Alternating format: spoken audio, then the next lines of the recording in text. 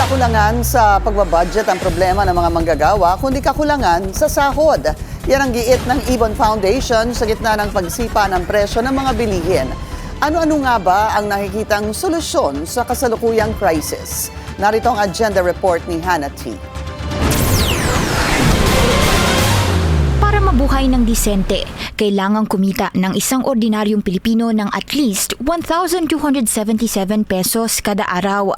Ayon kay Ibon Foundation Executive Director Sunny Africa, katumbas yan ng humigit kumulang 33,000 pesos kada buwan kung 6 ang working days kada linggo.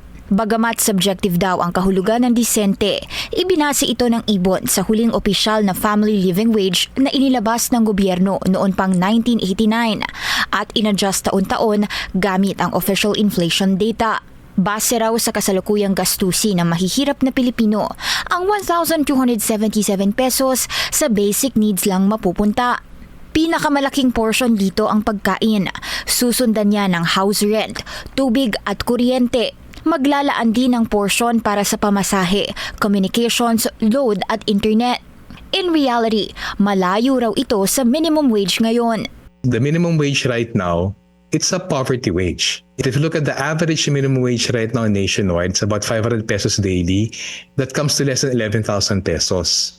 So, bottom line, the minimum wage right now is a poverty wage. The minimum wage right now of more or less 11,000 pesos on average nationwide is even less than the poverty threshold for a family of 5 of about 14,000 pesos.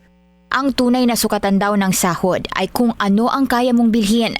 At sa ngayon, ang minimum wage ay halos 40% lang ng kailangan para sa disenteng pamumuhay.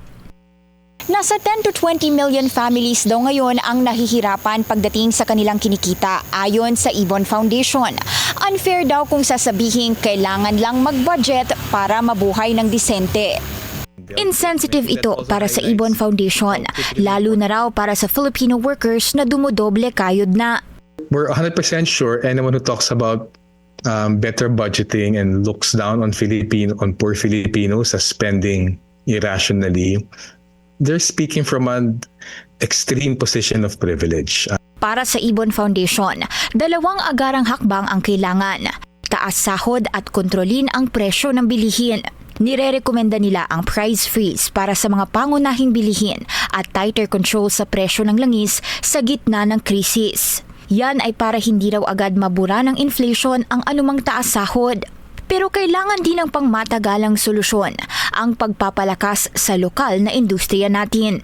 If the economy remains backward, if there's no Filipino industry creating jobs, if there's no productive Filipino industry increasing the economic surplus to be able to give higher wages, the material conditions for higher wages for all Filipinos who need it will never be created. Kung ipapatupad agad ang mga ito, ayon sa Ibon Foundation, mararamdaman ng mga manggagawa ang ginhawa halos overnight. Para sa agenda, Hannah Tia, Billionario News Channel. Mag-follow sa aming mga social media accounts at mag-subscribe sa aming YouTube channel para sa pinakahuli at eksklusibong mga balita.